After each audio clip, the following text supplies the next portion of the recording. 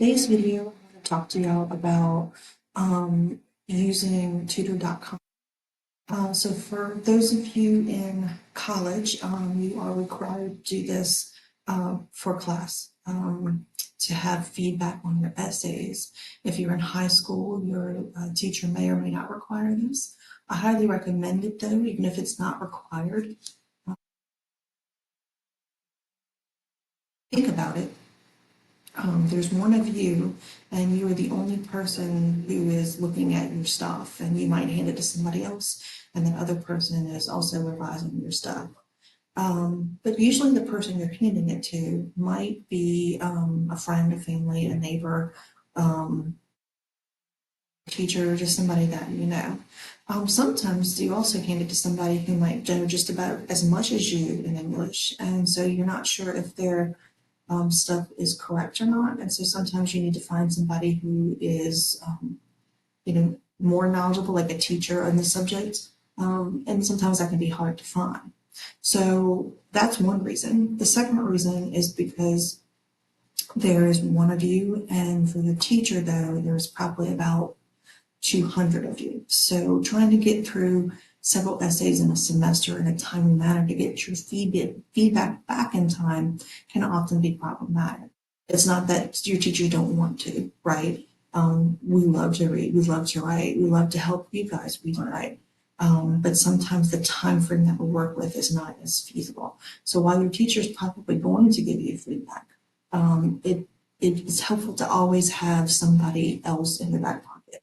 Usually good writers, even if they're not in school, have multiple people look at their stuff.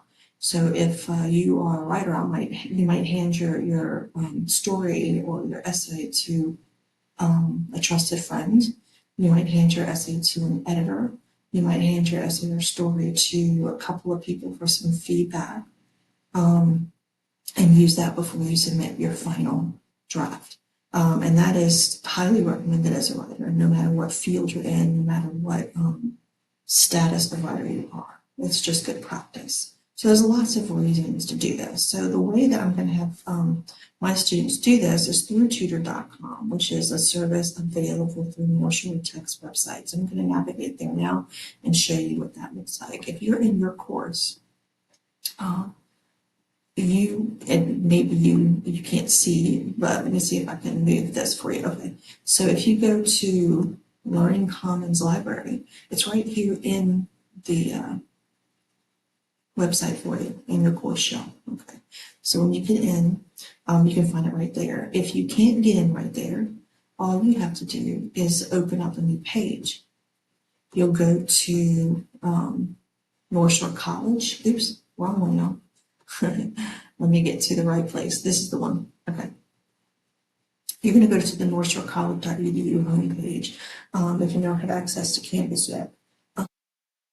Or if if you prefer this, you can always bookmark it at the top like I did. Okay. So you can reach it this way. If you go to students, there should be Learning Commons Library right there. You to your library homepage for Learning Commons, and there's lots of stuff here. All right, so you're going to go to Student Resources, Tutor. Under tutoring, there's something called Homework Louisiana, which is Tutor.com. See, it says up here, powered by Tutor.com. So to get in, this is a free account. You don't have to pay for anything. But you are going to have to sign up because it is, if you submit an essay, they have to be able to know where to return it, right? So we're going to hit the alligator. Just click the alligator to start. I'm going to continue. Okay. Here we are. You're going to sign in, okay? You're going to get started, right? Scroll down to that blue button that says Get Started. Okay? And you see there's lots of options up here. We're going to submit a paper review. Now look, you guys, Tutor.com is free. you can use it for any other subject as well. So if you need a math tutor, you need something else, I'm using it just for paper review, but you guys can use it to practice. You can use it to get actual help in other subjects as well. So it's super easy. Okay. And the people that are hired by Tutor.com are vetted and have to have certain credentials to be able to do this. Okay. So the people that are responding are real life people. It's not AI. Okay. Tutor in person, are they? Okay. But here we're going to use this one. Okay. You do have to sign up. I have already signed up, so I'm going to sign in. I think with that email. Let me see if that was correct for me. Okay. All right, so you'll hit submit your paper for review. Right, and you see it brings you to this little questionnaire, right? You can tell the parish you're in. You're probably in Livingston, Tangipahoa, or St. Anthony, right? Depending on where your school is. Okay, and what kind of help do you need? Writing review, you guys are going to always pick adult college level.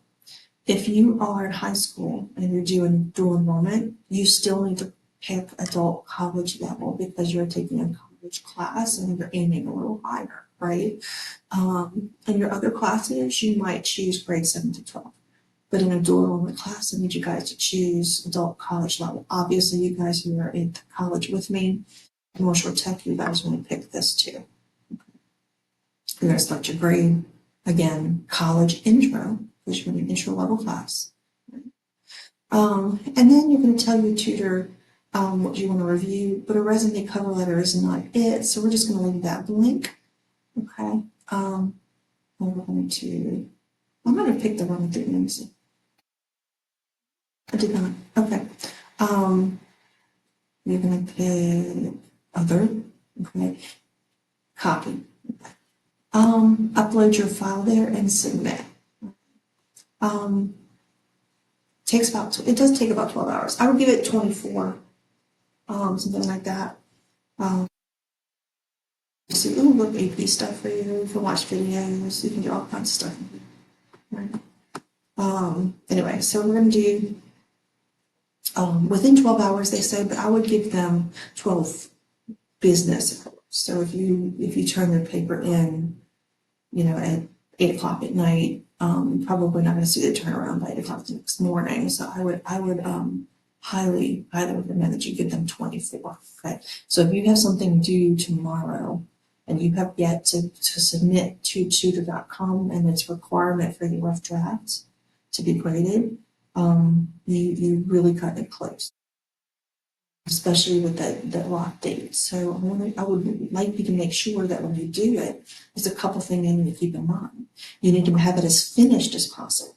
Just because it's a rough draft doesn't mean that you only write one paragraph and submit it and then you'll do the rest later. You need to have it as complete as you possibly can. That includes your works cited page, all in formatting, and that you've met the minimum paper requirements for writing. If it's 3 or 4 pages or 5 or 6, depending on your assignment, you want to make sure that you've met your minimum writing requirements and have it as best as you can, so that when your tutor does go take a look at it and give you feedback, you get real feedback that helps you out, right?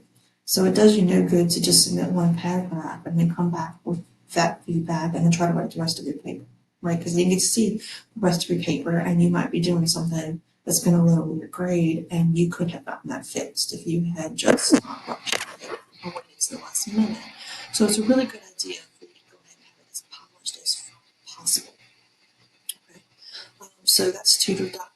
And so if you need any help with that, you can certainly contact your librarian as well. And just so you know, when you do tutor.com, and especially if it's a requirement, if you are going to have to download their feedback and upload it to your rough draft assignments for class. Okay, so make sure you pay attention to your email when you get that back. You also want to make sure that whatever feedback they give you, while you're not bound to absolutely take their feedback or apply it if you're doing great, it is absolutely advisable that you take their advice into account, okay? Because you might not realize you're doing something, or that something is off, and it's what they're there for. Okay, so so that's how you do tutor.com.